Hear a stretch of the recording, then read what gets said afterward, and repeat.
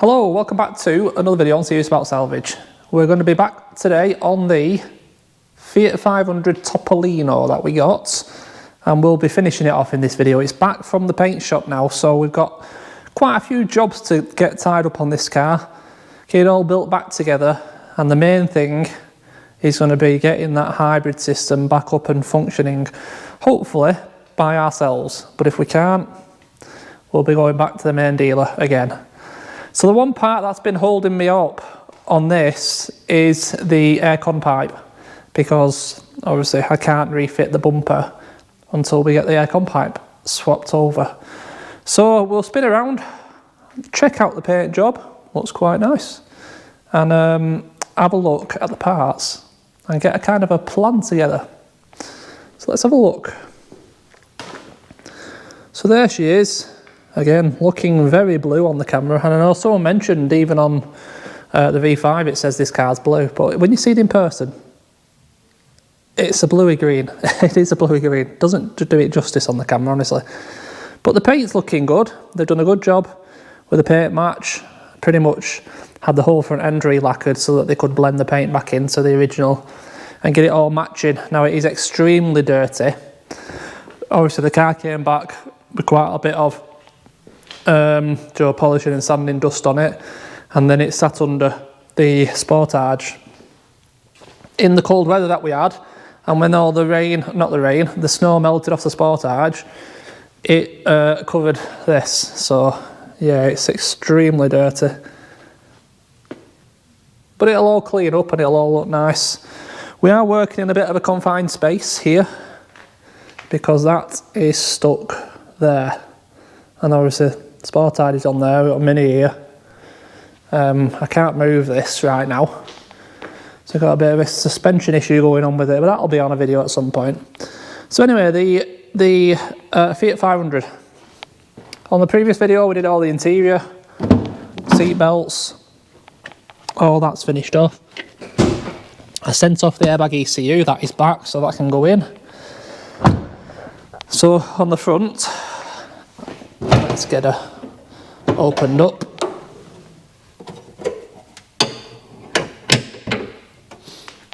We have obviously we've got to remove this bumper.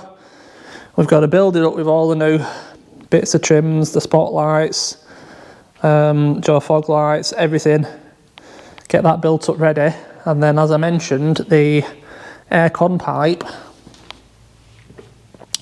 we're probably going to have to do a little bit of dismantling first, because it starts, let me get a torch, the piece we need to change, battery's flat on my torch, I left it on.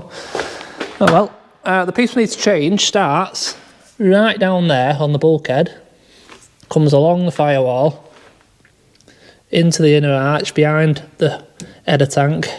It's this one here, goes down the side of the headlight, down here, which is, it's basically this, and then across the front, behind here and into there. And that pipe is that piece.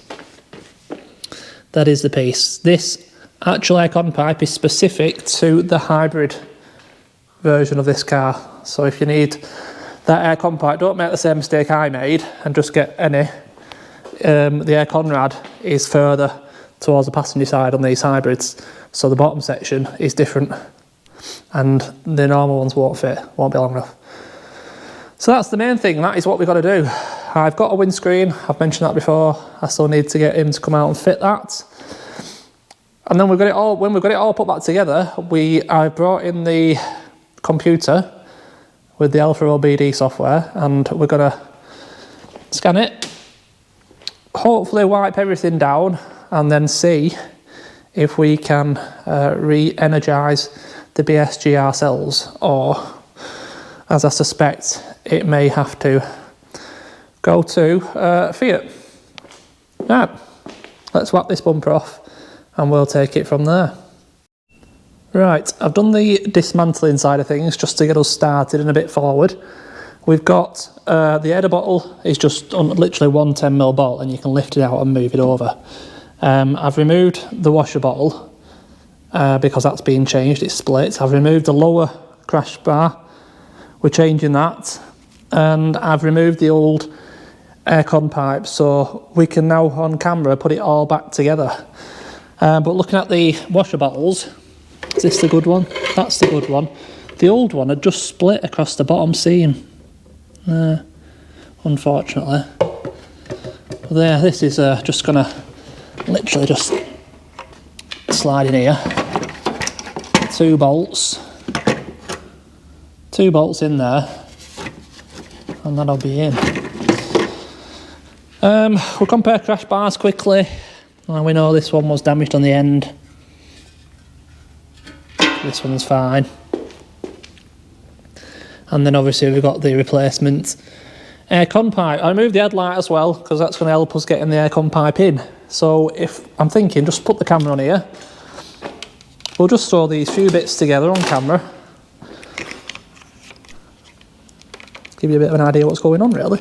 First thing I want to do is the washer bottle, because the aircon pipe runs down the outside of the washer bottle. So let's try and remember. In fact, it's them, isn't it? I've kind of left things in the right place, hopefully. Just go back together. And yeah, like I said, just two 10mm bolts. Screw straight into the chassis leg.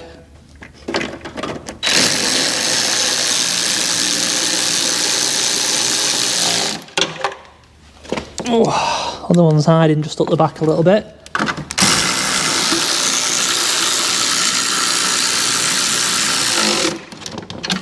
Snap that up. We've got the washer motor. 2 pipes on it, one for the front washer, one for the rear. These just basically just slide back into your washer bottle. Make sure the rubber bung is in the bottom, otherwise it won't seal. And then clip the pipes back into the little gaps in the moulding. And that's the washer bottle done. Crash bar. I'll just throw this in place with loose bolts. I'm not going to mess about tightening them up on camera with you.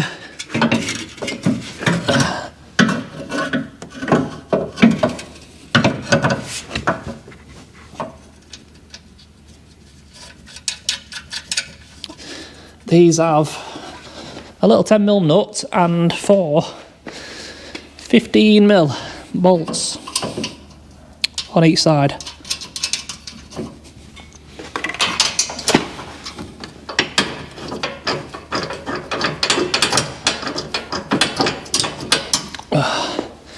And that's holding it for now. You get the gist of it. That'll bolt that all back up. So the main thing is going to be getting in this aircon pipe, because it does go on a bit of a mission, and yeah, somehow we get that in there. It ain't going to be no easy feat. Luckily these, do you know, you can bend them a little bit and manipulate them and then bend them back. They will take a little bit of movement. I think the only option we've got is to go through this way.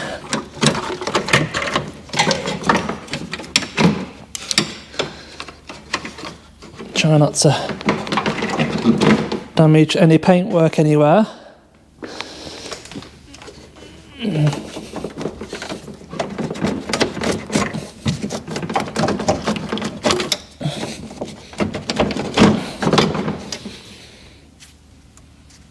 Sliced myself already. Didn't take long. It's not actually a million miles off there.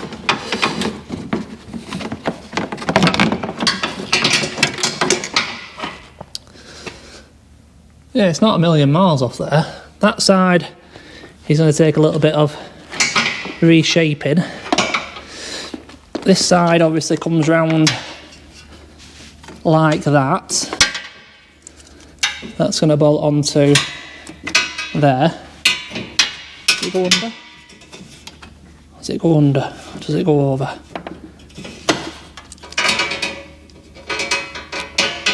Just trying to figure out exactly how this goes.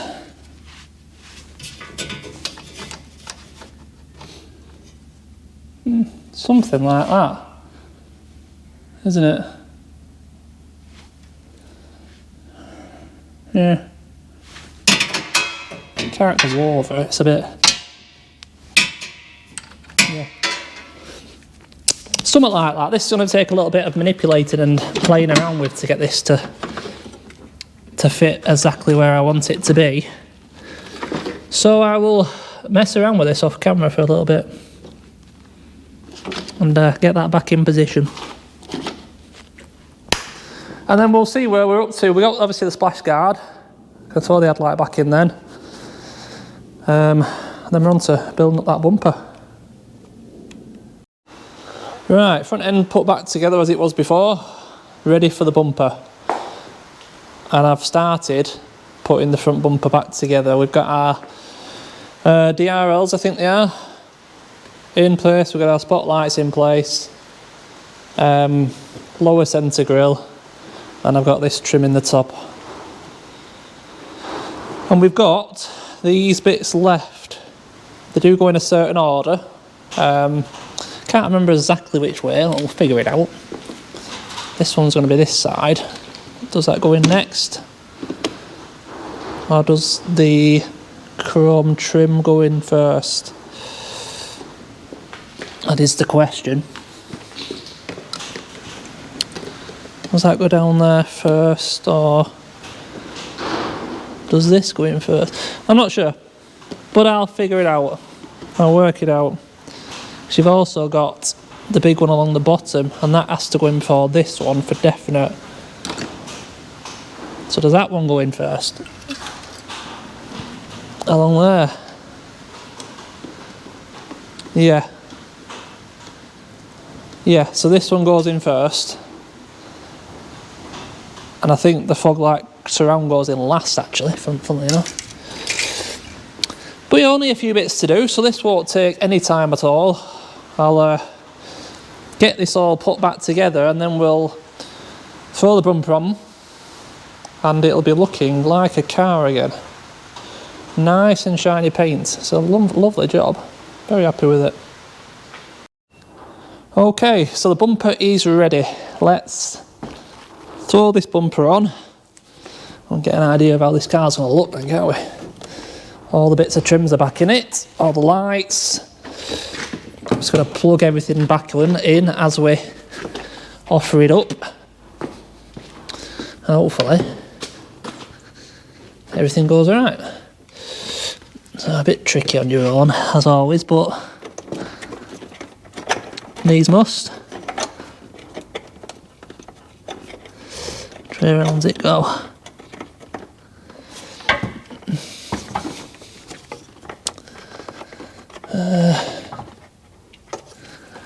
Where does it go? That way. That's one. I'm going to plug the harness in for the lower little lights, fog lights, spotlights, whatever they are.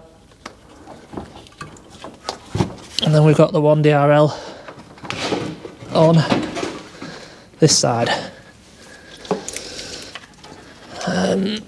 This seems to be the shortest of the cables as well, obviously.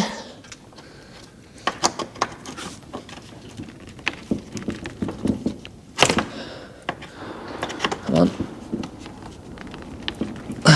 Okay. Fingers crossed.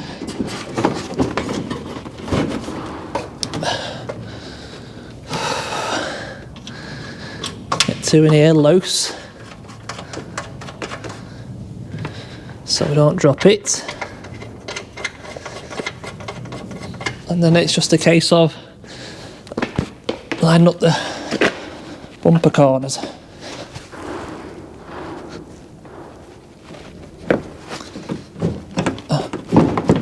There we go.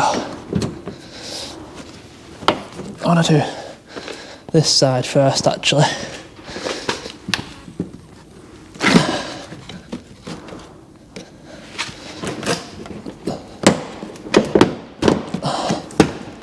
There we go. And then this side.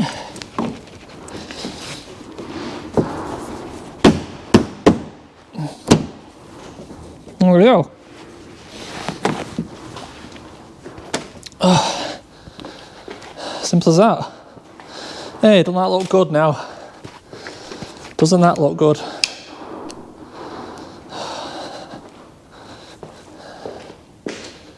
Yeah, good. Looks good, that. Happy. So just got to try and line it all up now, make sure everything looks nice. Everything's nice and tight. Get all the fixings in the front bumper. I have got that driver's arch liner to put in yet. I will do that, probably not on camera. And then we're waiting for the window man. And I've had to order another cable for my laptop to be able to scan this one. It's multi-scan, not Alpha OBD. I don't know why I said Alpha OBD. And hopefully we can deal with all the codes and stuff, but it's a couple of days for that cable to come. So we will get it all finished off in this video. Just have to wait a few days for me to be able to finish it all off for you and finish the video off and get it up on YouTube. But yeah, going good. Should we try all these lights? I suppose that's quite an important thing, isn't it? Try all these lights. Make sure they're all working. So we should have the RLs, which we do. Yep.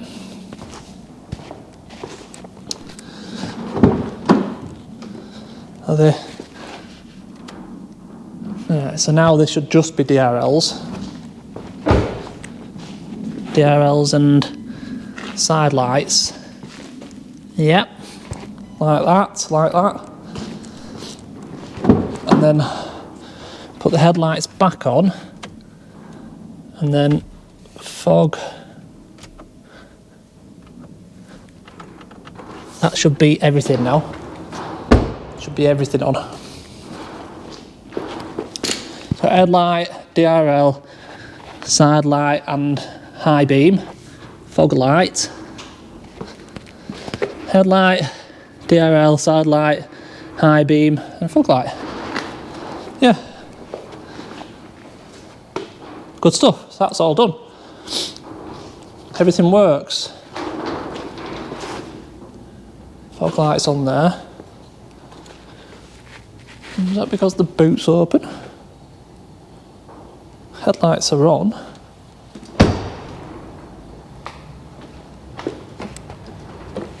Okay. Oh, battery has decided it's had enough.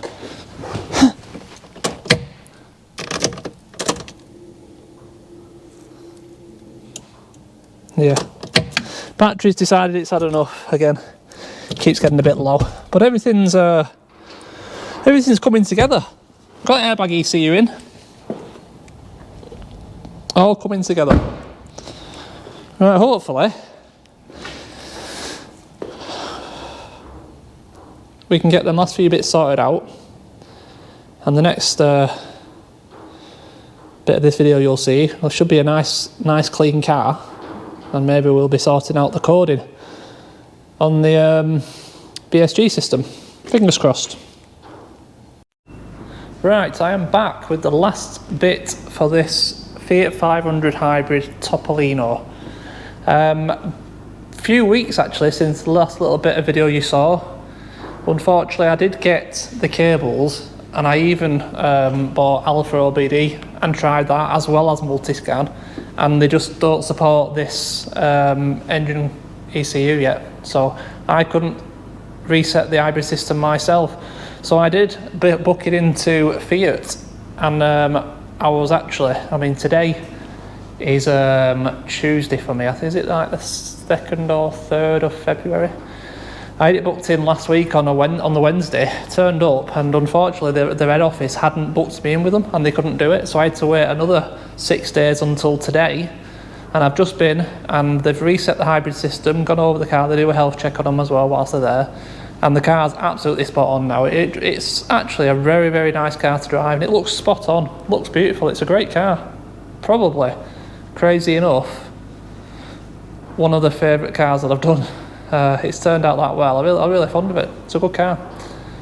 So yes, it's not clean, but it's a terrible day, and I'm not standing outside there getting cold and wet. But barring a wash, we've got the windscreen in. The car obviously is complete, we know that. And we have got the hybrid system back up and functioning. And it's actually a very clever system, I like it. Just driving it back now, I've done like 50 miles in this car with it being 2 trips. And just driving it back now, and I got to see how the system works. Basically, the hybrid system only helps the car in the rev range from your tick over to pretty much 3,000. Once you get over that, the hybrid system doesn't help anymore, so it's like an extra boost of torque low down, and it really does make the car really like drivable low down without having to rev it hard, even though it's just a little engine. And then it obviously regenerates the battery when you're using engine braking, basically. So when you're in gear and you're off the throttle, but the car's using its engine to brake, and you feel it does, it kind of like holds the car back a touch whilst it's charging the battery up, and you can watch the display with it being digital, showing the battery level and the power going up or the charge going up. It's clever actually. I'll show you a little bit inside now. But yeah, it works really well. The battery charges up very quickly when you're using engine braking. Goes down quite quick when you're using it, but it always goes up and down continuously. And I didn't find myself at any point running out of battery. So I think it's a clever system. Very nice. So we've got some nice new floor mats for it. I haven't put them in because I don't want to get them dirty right now, but nice little logo on them.